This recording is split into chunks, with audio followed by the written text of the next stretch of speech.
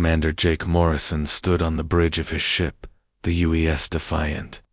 The stars outside looked peaceful, but Jake knew that was about to change. His communication officer turned toward him with a worried look. "Sir, we're getting a message from the diplomatic station. It's marked as urgent." Jake nodded. "Put it through." The screen flickered, and Ambassador Lisa Carter appeared. She looked tired and scared. Behind her, Jake could see the sterile white walls of the space station, orbiting the distant planet Kepler-442b. "Commander Morrison," Lisa said, her voice shaking slightly. "We've received an official message from the Zephyrian Collective. It's an ultimatum." Jake felt his stomach drop. The Zephyrians were the most powerful force in this part of the galaxy. They controlled 12 different alien species and had ruled for thousands of years. Humanity had only been in space for about 200 years, and they were still newcomers. "What do they want?" Jake asked, though he was afraid. To hear the answer, Lisa took a deep breath. "They want us to leave.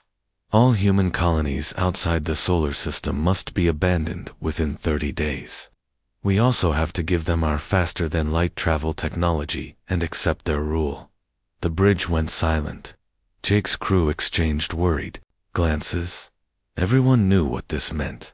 Humanity had 17 colonies spread across different star systems.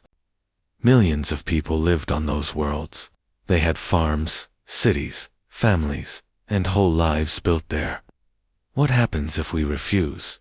Jake asked. They didn't say exactly, but the message was clear. They'll use force. Jake closed the connection and immediately contacted Earth. Within an hour, he was speaking directly to President Helen Brooks. She was a strong woman in her 50s who had led humanity through many difficult times. "I've called an emergency meeting of the Colonial Defense Council," President Brooks told him.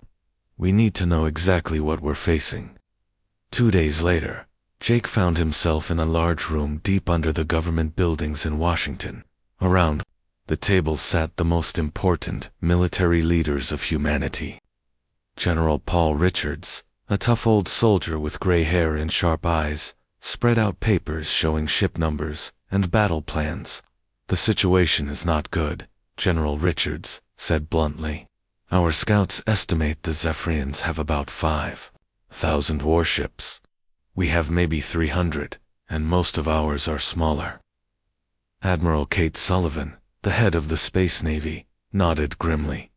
"Their technology is also more advanced. Their shields are stronger, and their weapons hit harder than ours." President Brooks listened carefully to all the reports. Then she asked the question everyone was thinking. "Can we win?" General Richards was quiet for a long moment. "In a straight fight? No. They're too strong and have too many ships." But President Brooks sensed there was more. "But they've never fought humans before. Every species they've conquered gave up after losing a few battles. They expect enemies to surrender when things get tough." Admiral Sullivan added, "We've studied their history. They use the same tactics every time. They attack a few important worlds, cause some damage, and wait for surrender. It's worked for them for 3,000 years." President Brooks stood up and walked to the window.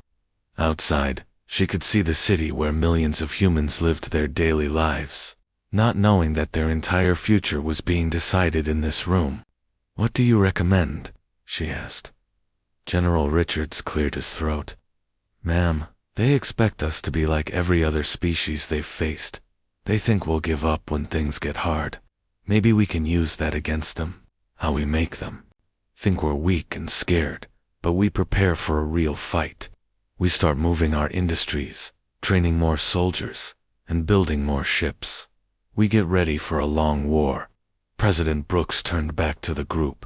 "And if we lose, then humanity becomes slaves to the Zephyrians," Admiral Sullivan said simply.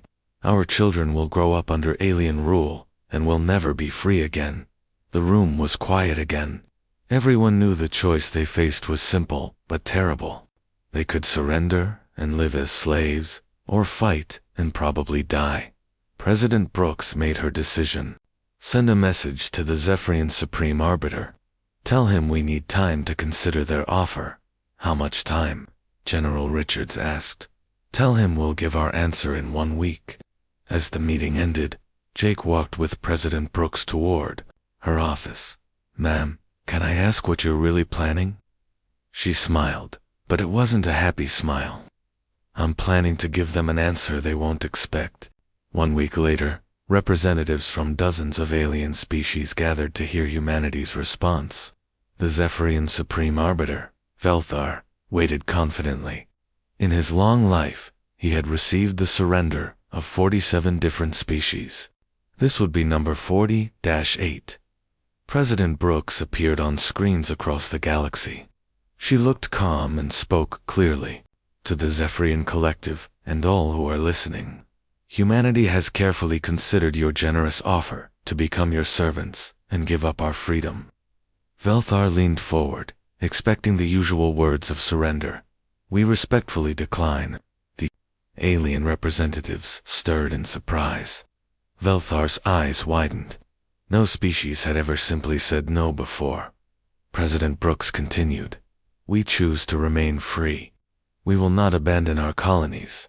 We will not give up our technology, and we will not bow to your rule. If you want war, then you'll have war. The transmission ended.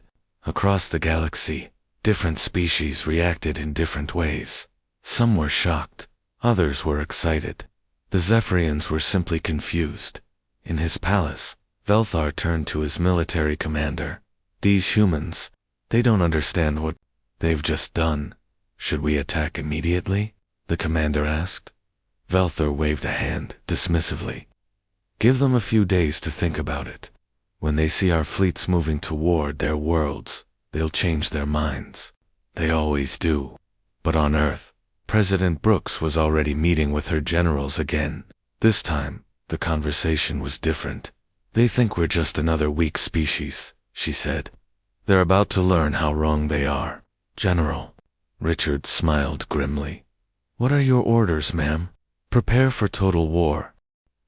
Supreme Arbiter Velthor stood in his war room, looking at the large display showing human space. The room was filled with his top military commanders, all from different species that served the Zephyrian Collective. They had sharp teeth, thick armor, or deadly claws, but they all had one thing in common. They had never lost a war. These humans puzzle me, Velthor said, his voice deep and commanding. In all our records, no species has ever refused our first offer. Fleet Admiral Zexcree, a tall creature with 4 arms and red eyes, stepped forward. Perhaps they need a demonstration of our power, Supreme Arbiter. Velthor nodded slowly. Yes. We'll do what we always do. Attack their outer colonies, show them we're serious, and wait for them to surrender. It never takes more than 2 battles. The plan was simple because it had worked 47 times before. The Zephyrians would attack 2 human colonies at the same time. The humans would see they couldn't win and would give up. It was almost boring how easy it usually was. Which targets do you recommend? Velthor asked. .ce. X_K. I pointed to the display. New Denver and Port Liberty. They're both important colonies, but not too close to Earth. Perfect for showing our strength without making the humans too angry to negotiate. Velthor agreed.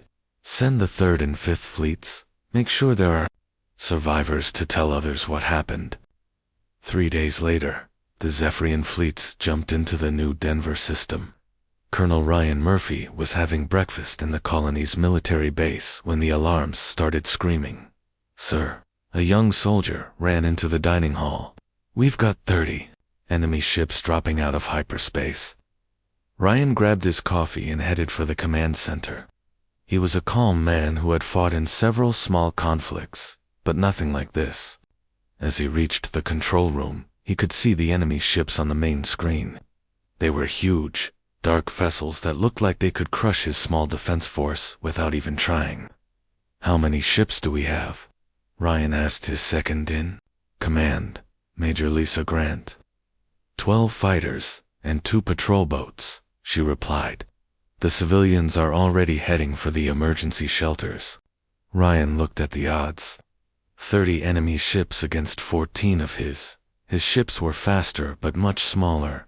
In a normal fight, they wouldn't stand a chance. Open a channel to all ships, he ordered. When the channel was open, Ryan spoke calmly to his pilots. Listen up, everyone. We're outnumbered, outgunned, and probably going to die today. But these aliens think we're going to run away, crying.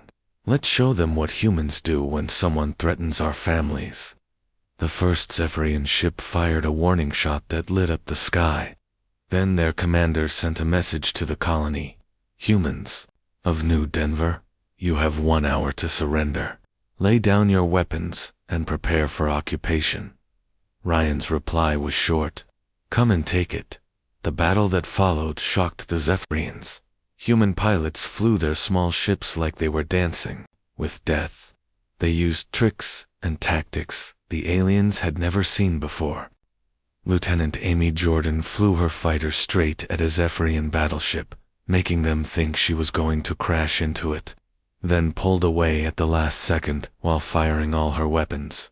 Captain Ben Rogers took his patrol boat through an asteroid field, using the rocks as cover while picking off enemy fighters one by one.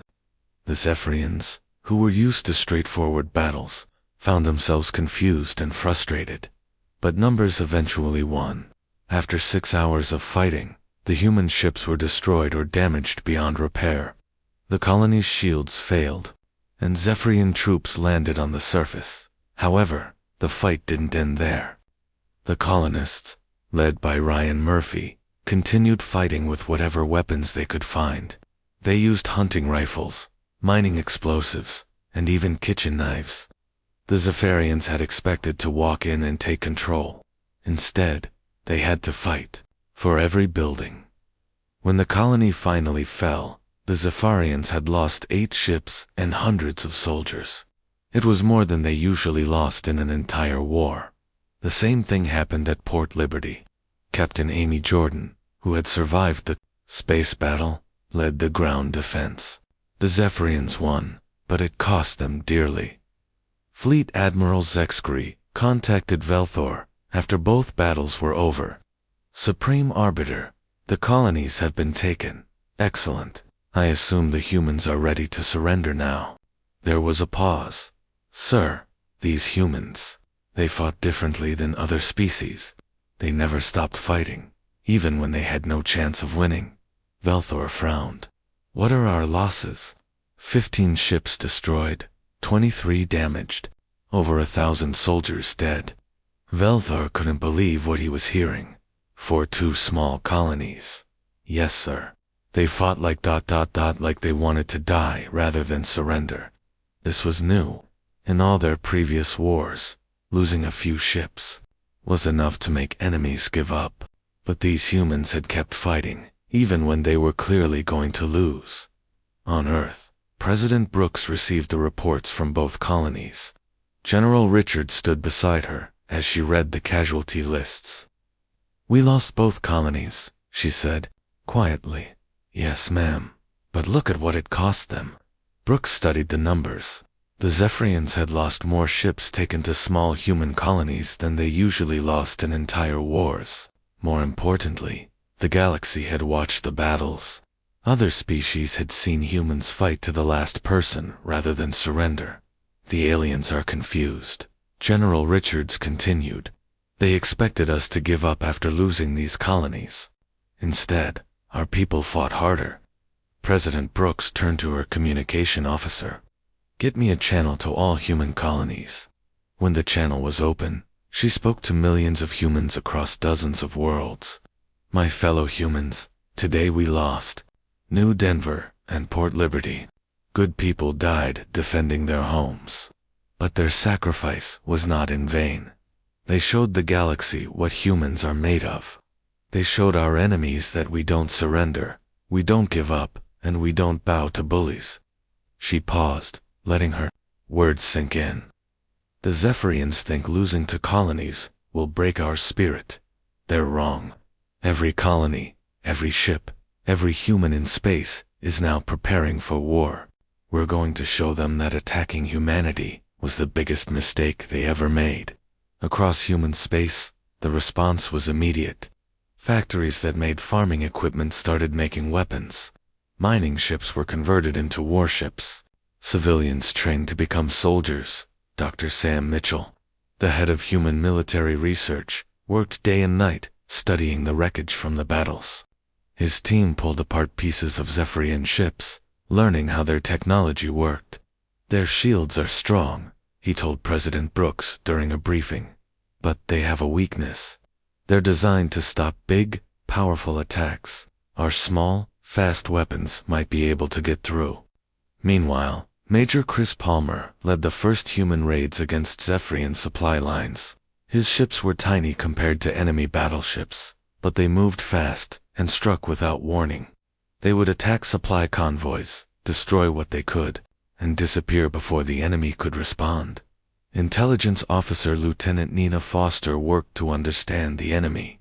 She studied their communications, their battle plans, and their history. What she learned was important. "Sir," she told General Richards, "the Zephyrians have never fought a long war. Every species they've conquered gave up quickly. Their whole military is designed for short conflicts." What does that mean for us? It means if we can make this war last long enough, they might not know how to handle it. Back in Zephyrian space, Velthar was getting impatient. "Send another message to the humans. Tell them they have 24 hours to surrender, or we'll attack more colonies." The human response came 12 hours later. President Brooks appeared, on screens across the galaxy again. "To the Zephyrian Collective, you have attacked our people and destroyed our colonies. You expect us to surrender out of fear. Instead, we're going to show you what total war means." She looked directly at the camera, her eyes hard as steel. "We authorize Protocol 7. Every human world is now on a war footing. Every factory, every ship, every person is dedicated to one goal: your complete defeat." The transmission ended, leaving Velthor staring at a blank screen. In all his years of conquest, no species had ever escalated instead of surrendering. "What is Protocol 7? He asked his intelligence officers. The answer they gave him made his blood run cold. Protocol 7 was humanity's plan for total war. Every aspect of human civilization would be turned into a weapon pointed at their enemies. For the first time in his long life, Velthor began to wonder if he had made a mistake. Maria Santos had been a factory worker on the agricultural station orbiting Jupiter. She made equipment for farming colonies and had never thought about war. But that was before Protocol 7. Now she stood in the same factory, but everything had changed. The machines that once made plows and tractors were building missile launchers and armor plating. The peaceful farming station had become a weapons factory, and Maria was in charge of the conversion. "How many missile pods can we build this week?" asked Colonel Danny Price, the military officer assigned to oversee production. Maria checked her numbers. "If we work around the clock, maybe 200. But sir, we're not weapons experts. We're farmers and factory workers." Colonel Price smiled. "That's exactly why this will work. The Zephyrians expect big military factories that they can target and destroy. They don't expect every farming station and mining platform to suddenly start making weapons." Across human space, the same thing was happening everywhere. Ice miners on Europa were building ship armor from the metal they dug up. Food processing plants were making ammunition. Even passenger ships were being fitted with weapons and armor. The Zephyrians watched this transformation with growing confusion. Fleet Admiral Zexgri reported to Supreme Arbiter Velthor from his flagship. "Sir, the humans are doing something we've never seen before. Instead of gathering their military in one place, they're spreading it everywhere." "What do you mean?" Velthor asked. "Every human station, every colony, every ship is becoming part of their war effort. We can't find their main military base because they don't have one. Their entire civilization is their military base." This was not how wars were supposed to work. Usually, You found the enemy's main fleet, destroyed it, and the war was over. But humanity didn't seem to have a main fleet. They had thousands of small fleets scattered across dozens of systems. Captain Ben Rogers commanded one of these small fleets. His ships looked destroyed from the outside, with burn marks and holes in their hulls, but that was all fake. Inside, they were fully functional and loaded with weapons. "This is Ghost Fleet Command to all ships," Ben said into his radio. "Target acquired. 3 Zephyrian supply ships, lightly defended." His ships had been floating in space, pretending to be wreckage from an old battle. When the enemy convoy passed by, they suddenly came to life and attacked. The Zephyrians never saw it coming. The supply ships were destroyed in minutes, but more importantly, the crews of the escort ships were terrified. They reported that human ships had risen from the dead to attack them. Stories like this spread through the Zephyrian fleet, making soldiers afraid of empty space. "It's psychological warfare," Lieutenant Nina Foster explained to General Richards. "We're making them afraid of shadows. Every piece of space junk could be a hidden human ship. Every asteroid could be hiding missiles." The tactic was working. Zephyrian ships started wasting ammunition, shooting at rocks and debris, just to make sure they weren't human ships in disguise. But the real test came when the Zephyrians decided to attack the Centauri system. It was one of humanity's most important colonies, with millions of people living on 3 different planets. Admiral Kate Sullivan commanded the defense of Centauri. She had 40 human ships against a Zephyrian fleet of over 200. The math was simple. She couldn't win. "Ma'am," her second-in-command asked, "should we evacuate the system?" Kate looked at the tactical displays showing the approaching enemy fleet. "No. We're going to make them pay for every inch of space." The battle for Centauri lasted 3 days. Kate used every trick humans had learned. Her ships would appear to retreat, leading Zephyrian ships into asteroid fields where hidden human missiles waited. When enemy ships chased damaged human vessels, they found themselves surrounded by ships that had been hiding behind planets. Dr. Sam Mitchell's new technology made the difference. His team had learned how to copy Zephyrian shield technology and combine it with human weapons. For the first time, human ships could take hits from enemy weapons and keep fighting. But the biggest surprise was how humans refused to give up. When the battleship U.S. Courage lost its main engines, Captain Laura Mills didn't retreat. Instead, she rammed her ship into a Zephyrian dreadnought, destroying both vessels. When the space station around Centauri Prime was boarded by enemy troops, the civilians didn't surrender.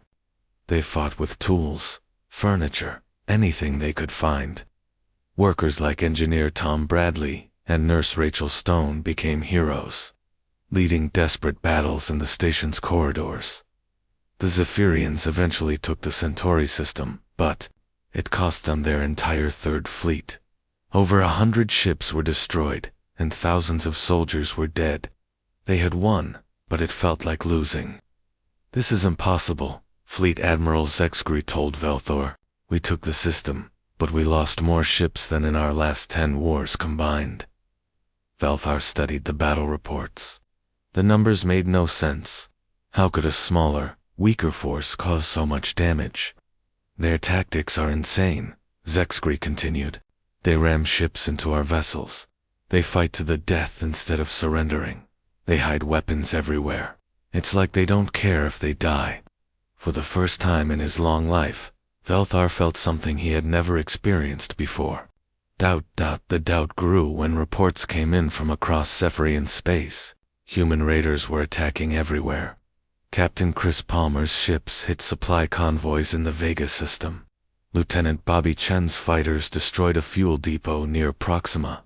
Major Susan Davis led ground troops in capturing a Zephyrian communication station. These weren't major battles, but they were happening constantly. The Zephyrians found themselves fighting dozens of small wars instead of one big one. Worse, their tributary species were starting to notice. The races that served the Zephyrians had always believed their masters were unbeatable. But now, they saw Zephyrian fleets limping back from battles, damaged and defeated. On the planet Thyros, the local governor received a visit from rebel leaders. "You see what the humans are doing?" the rebel said. "Maybe the Zephyrians aren't as strong as they claim." Similar conversations were happening on dozens of worlds. The Zephyrian Empire, which had been held together by fear, was starting to crack. Dr. Sam Mitchell's research team achieved another breakthrough. They had completely reverse-engineered Zephyrian technology and improved it. The new human ships were faster, stronger, and more heavily armed than anything in space. "We're ready for the next phase," Dr. Mitchell told President Brooks. "Our new ships are better than theirs." President Brooks authorized the construction of humanity's first real battle fleet. The ships were built in secret, hidden in asteroid fields and behind gas giant moons. When they were ready, they would give the Zephyrians a surprise they would never forget.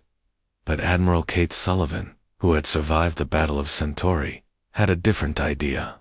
"Ma'am," she told the president, "instead of building one big fleet, why don't we build 10 smaller ones? Spread them out, hit the enemy everywhere at once. Explain. The Zephyrians are still thinking like they always have. They expect one big battle that decides everything. But we've shown them that humans don't fight that way. Let's keep doing what's working." President Brooks agreed. Instead of one massive fleet, humanity built 50 smaller ones. Each fleet was commanded by officers who had learned to think like humans instead of like traditional military commanders. Commander Jake Morrison, now promoted to admiral, lead one of these fleets. His ships were hidden in the outer system of Wolf 359, waiting for orders. "Sir," his communication officer reported, "we're getting word from Earth. Operation Total War is about to begin." Jake looked at his crew. They were no longer the same people who had started this war. They had learned to fight dirty, to think creatively, and to never give up. "All ships," Jake announced, "prepare for hyperspace jump. It's time to take this war to them." Across human space, 50 similar fleets prepared to jump to Zephyrian territory. The defensive war was over. Now it was time for humanity to attack. Supreme Arbiter Velthar stood in his war room, looking at reports from the front lines. Every report was the same. His forces were winning battles, but losing the war. The humans just kept fighting, no matter what happened to them. "Sir," an aide approached nervously, "we're getting reports of human fleet movements. Multiple fleets, heading toward our territory." Veltar felt something cold in his stomach. "How many fleets?" "We're not sure, sir. At least 40, maybe more. For 3,000 years, the Zephyrians had been the hunters. Now, for the first time, they were about to become the hunted." Admiral Jake Morrison's fleet dropped out of hyperspace at the edge of the new Denver system. The colony that had been taken months ago was still occupied by Zephyrian forces, but now Jake was coming to take it back. "Sir," his tactical officer reported, "enemy forces detected. 23 ships guarding the planet." Jake studied the display. The Zephyrian ships were positioned exactly as their military manuals recommended. They had learned nothing from fighting humans. "This is Admiral Morrison to all ships," Jake announced. "Operation Liberation begins now. Remember, we're not just taking back our colony. We're showing the galaxy that humans don't abandon their own." The human ships moved in perfect coordination. They had learned from every battle, every defeat, every small victory. The new vessels were armed with weapons that combined human and Zephyrian technology, making them deadly beyond anything the galaxy had seen. The battle was over in 2 hours. The Zephyrian fleet was completely destroyed, and not a single human ship was lost. When Jake's Marines landed on New Denver, they found something that shocked them. The colonists were still alive, hidden in underground tunnels they had dug during the occupation. They had been fighting a guerrilla war against the Zephyrians for months, making the aliens' lives miserable. Admiral Morrison. Colonel Ryan Murphy emerged from a hidden entrance, thin and dirty, but still fighting. We knew you'd come back for us. Jake felt a surge of pride. These people had never given up hope, even when it seemed impossible that rescue would come. The liberation of New Denver was broadcast across the galaxy. Species that had been conquered by the Zephyrians watched in amazement as humans actually came back for their people. It was something that had never happened before in the long history of Zephyrian rule. On the planet Thyros, rebel leader Kalen Voss watched the broadcast with growing excitement. Do you see this? The humans keep their promises. They don't abandon their people. His followers gathered around the screen. They had been slaves to the Zephyrians for over a century, and they had given up hope of freedom long ago. If we rebel, one of them said, the Zephyrians will crush us like they always do. Kalen pointed at the screen, where human ships were landing on New Denver. The Zephyrians couldn't even hold one human colony. How can they control their entire empire when they're busy fighting this war? Similar conversations were happening on dozens of worlds. 3 tributary species declared independence in a single week. The Zephyrian Empire, which had seemed unshakable for thousands of years, was falling apart. Supreme Arbiter Velthor faced a crisis unlike anything in his people's history. His military commanders brought him reports of disaster after disaster. Sir, Fleet Admiral Zexkri said, his voice shaking. We've lost contact with the 5th Fleet. They were supposed to check on mining operations in the Rigel system. Send another fleet to investigate. Sir, we don't have another fleet available. The humans are attacking everywhere at once. We have 50 different battles happening across our territory. Velthar couldn't believe what he was hearing. How could one species fight so many battles at the same time? The answer was simple. Humans had learned to fight differently than anyone else in the galaxy. While other species concentrated their forces in big fleets, humans spread out everywhere. Every human colony was a fortress. Every space station was a weapons platform. And every ship was a potential threat. General Ryan Murphy, promoted after his heroic defense of New Denver, now lead human ground forces in liberating Zephyrian territories. His soldiers moved fast and struck hard, then disappeared before the enemy could respond. The key is speed, he explained to his officers. We hit them, take what we need, and move on before they can organize a counterattack. His tactics worked perfectly. Human forces captured supply depots, freed slave populations, and destroyed military installations across Zephyrian space. More importantly, they showed the enslaved species that the Zephyrians could be beaten. Dr. Alina Price led teams of diplomats who followed behind the military forces.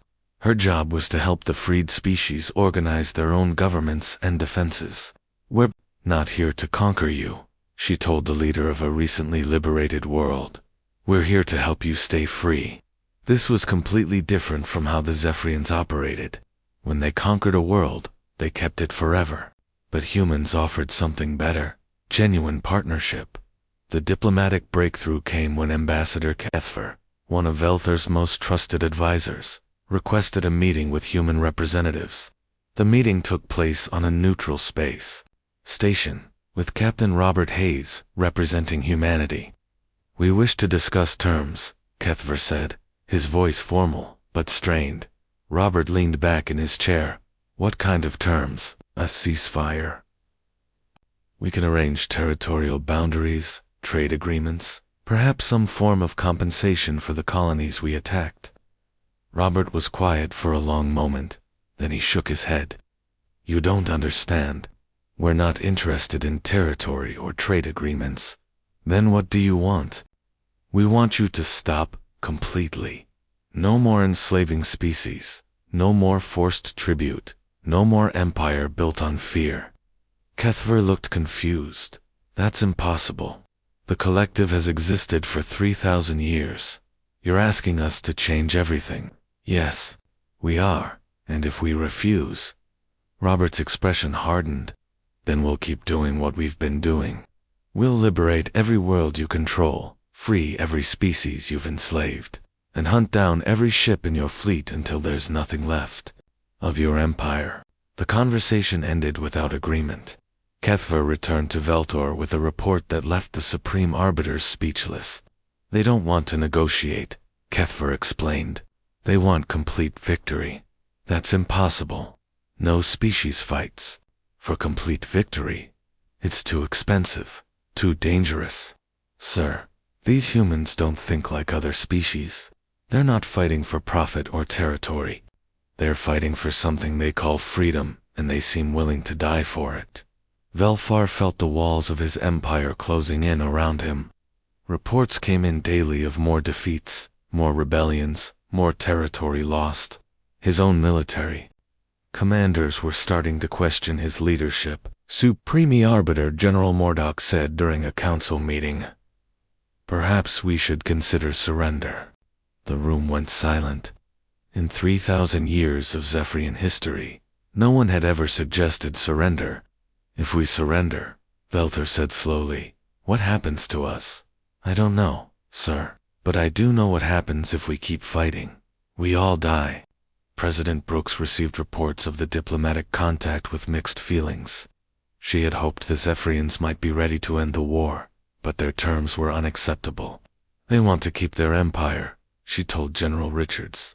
"They just want us to leave them alone while they continue enslaving other species." "What are your orders, ma'am?" Brooks looked out at the stars. Somewhere out there, billions of beings lived under Zephyrian rule, hoping for freedom but never believing it would come. "We finish this," she said. "We don't stop until every enslaved species is free and the Zephyrian military is completely destroyed." General Richards nodded. "That's going to require a massive operation, a direct assault on their home system. Then, that's what we'll do." The orders went out across human space. Every ship, every soldier, every weapon would be gathered for one final battle. Operation Total Victory would be the largest military operation in human history. Admiral Kate Sullivan was placed in command of the combined human fleet. Standing on the bridge of her flagship, the UES Vengeance, she looked at the tactical display showing over 1,000 human ships. It was the most powerful fleet ever assembled by any species. "Ma'am," her communication officer reported, "all fleet commanders are reporting ready." Kate nodded. "Signal the fleet. Jump in 30 seconds." She thought about all the people who had died to make this moment possible. The colonists at New Denver and Port Liberty who had fought to the end.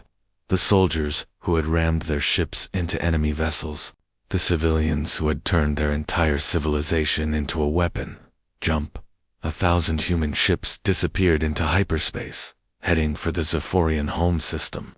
The final battle was about to begin. In his palace on Zephyr Prime, Val felt the ground shake as his orbital defenses opened fire. Through his window, he could see the sky filled with explosions as the largest space battle in galactic history began above his homeworld. For the first time in his long life, the Supreme Arbiter of the Zephyrian Collective realized that his empire was about to end. The space around Zephyr Prime lit up like a new star, as over 1,000 human ships engaged the last great fleet of the Zephyrian Collective. Admiral Kate Sullivan watched the battle from her flagship, coordinating the largest military operation in human history. "Enemy fleet strength?" she asked her tactical officer. 800 ships, ma'am. Their home defense fleet, plus everything they could gather from across their territory. Kate nodded. The Zephyrians had pulled back their forces from everywhere, abandoning their outer territories to defend their homeworld. It was exactly what she had hoped they would do. "Signal Admiral Morrison's group. Begin flanking maneuver." Jake Morrison's ships moved around the edge of the battle, using the gravity of Zephyr Prime's moons to hide their approach. His pilots had learned to fight in ways the Zephyrians couldn't predict or counter. "This is Morrison to all wings," Jake announced. "Remember, we're not just fighting for victory. We're fighting for every species that's been enslaved by these people for thousands of years." The human ships struck like lightning. They used weapons that combined human innovation with captured Zephyrian technology, creating combinations that the enemy had never faced before. More importantly, they fought with a fury that the Zephyrians couldn't understand. When Captain Lisa Grant's ship was badly damaged, she didn't retreat. Instead, she rammed it into a Zephyrian dreadnought, destroying both vessels but clearing the way for her squadron to break through enemy lines. On the surface of Zephyr Prime, Supreme Arbiter Velthor watched his fleet being destroyed ship by ship. His military advisors stood around him, no longer bothering to hide their fear. "Sir," Fleet Admiral Zexkri reported, "we've lost over half our ships. The humans are breaking through our defensive lines." Velthar closed his eyes. In all his years of conquest, he had never imagined this moment. The Zephyrian collective, which had ruled this part of the galaxy for 3,000 years, was falling. "Sir, what are your orders?" Velthar looked at his advisors. These were the same people who had helped him conquer dozens of species. Now, they were looking to him to save them from the consequences of their actions. "Open a channel to the human fleet," he said quietly. The transmission was broadcast across the entire star system. On every human ship, soldiers and officers stopped what they were doing to listen to the Supreme Arbiter of the Zephyrian Collective. "This is Supreme Arbiter Velthor to the human fleet." His voice was tired and defeated. "The Zephyrian Collective surrenders unconditionally. We ask for mercy." Admiral Sullivan looked at the communication panel, hardly believing what she was hearing. After months of brutal war, the enemy was finally giving up. "This is Admiral Sullivan of the Human Colonial Defense Force. All Zephyrian ships will power down their weapons and prepare to be boarded. Any ship that continues fighting will be destroyed." Across the battlefield, Zephyrian ships began shutting down their weapons. Some tried to run, but human ships were faster and caught them quickly. Within 6 hours, the entire Zephyrian fleet had either surrendered or been destroyed. The news of the surrender spread across the galaxy faster than light-speed communication. On dozens of worlds, enslaved species heard that their masters had been defeated by a race that most of them had never heard of before. On Thyros, rebel leader Kalen Voss stood before a crowd of his people. "The Zephyrians have surrendered. We are free." The celebration lasted for days. Similar scenes played out on world after world, as species that had been slaves for generations suddenly found themselves free. General Paul Richards led the occupation. Forces that landed on Zephyr Prime. His soldiers expected to find a planet full of dangerous enemies, but instead they found a people who seemed confused and lost. "They don't know how to live without ruling others," Richards reported to President Brooks. Their entire society was built around conquering and controlling other species. President Brooks faced the most important decision in human history. What do you do when you have completely defeated an enemy that had enslaved half the galaxy? "We could rule them ourselves," suggested some of her advisors. "Take over their empire and run it better than they did." Brooks shook her head. "That would make us no better than they were." Dr. Elena Price led the team that worked with freed species to establish new governments. Her job was to help them organize their own defenses and create trade agreements that were fair to everyone. "The key is making sure they can defend themselves," she explained to President Brooks. "If we just leave them alone, someone else might try to conquer them." The solution was the Galactic Cooperative Council. Instead of one empire ruling everyone, it would be a voluntary organization where species could work together for mutual benefit. Membership was free, and any species could leave at any time. The first meeting of the council was held on a space station orbiting a neutral star. Representatives from 47 different species attended, including humans and even some Zephyr who wanted to rebuild their society. Ambassador Lisa Karen, who had started this war by receiving the Zephyrian ultimatum, now stood before the assembled representatives. "For too long, this part of the galaxy has been ruled by fear," she said. "One powerful empire controlled everyone else through force and intimidation. Today, we choose a different path." She looked around the room at the faces of beings from dozens of different worlds. "We choose cooperation over conquest." We choose trade over tribute. We choose freedom over slavery. The applause went on for several minutes. Species that had been enemies for centuries were now sitting together as equals, working to build something better than what had come before. But not everyone was happy with the new order. Some Zephyrian military commanders refused to accept defeat and formed rebel groups that attacked human colonies and freed worlds. Admiral Jake Morrison, now in charge of the new Terran protection fleet, led the hunt for these rebels. His ships patrolled the former Zephyrian territory, protecting the new governments from anyone who tried to restore the old empire. "This is Admiral Morrison to Rebel Command Ship," Jake announced during one chase. "You have 10 seconds to surrender before we open fire." The rebel ship tried to run, but human vessels were faster and more advanced. The brief battle ended with the rebels captured and their ship disabled. "Why do you protect our enemies?" the rebel commander asked when he was brought aboard Jake's ship. Jake looked at him calmly. "We're not protecting your enemies. We're protecting innocent people from becoming victims." It took 2 years to completely eliminate the rebel threat. During that time, the Galactic Cooperative Council grew stronger and more stable.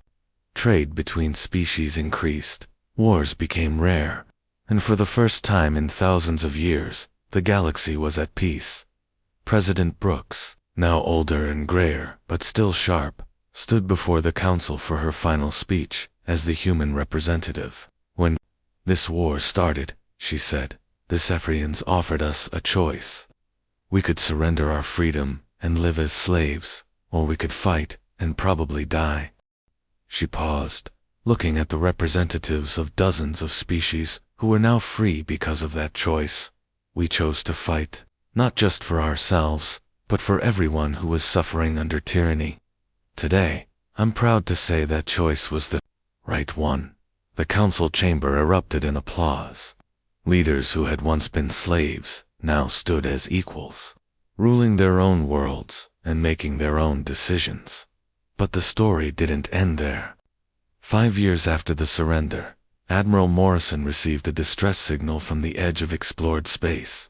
A previously unknown species called the hegemony was attacking peaceful worlds with weapons and tactics similar to the old Zephyrian methods. "Sir," his communication officer reported, "the message is from a species called the They're under attack and requesting help." Jake looked at his crew. They were veterans of the Zephyrian War, experienced in fighting bullies and protecting the innocent. "All ships, set course for the Altarian system. Maximum speed." "Sir, shouldn't we ask for permission from the council first?" Jake smiled. "The council gave us a mission when they created the protection fleet. We protect people who can't protect themselves. That's exactly what we're going to do." As the human fleet jumped to hyperspace, Jake thought about how much things had changed. Humanity had started this war just trying to survive. Now they were the guardians of galactic peace, protectors of the weak, and defenders of freedom. The galaxy was a big place, and there would always be bullies who thought they could conquer others. But now there was also humanity, and humans had learned something important during the war with the Zephyrians. Sometimes, to have peace, you have to be willing to fight for it. The UES Defiant and her sister ships disappeared into hyperspace, carrying the promise that no species would ever again face the choice between slavery and death. As long as humanity existed, there would always be someone willing to stand up to tyrants and fight for freedom. The war that had started with an ultimatum had ended with a new age of cooperation and peace. The Zephyrians had wanted to rule the galaxy through fear. Instead, they had taught humanity to protect it through strength and across the stars. On worlds both known and unknown, other species looked up at the night sky and knew that if danger came, the humans would answer the call, because that's what humans did. They protected people who couldn't protect themselves. They stood up to bullies no matter how big or powerful, and they never, ever gave up. The galaxy was finally free, and humanity would make sure it stayed that way.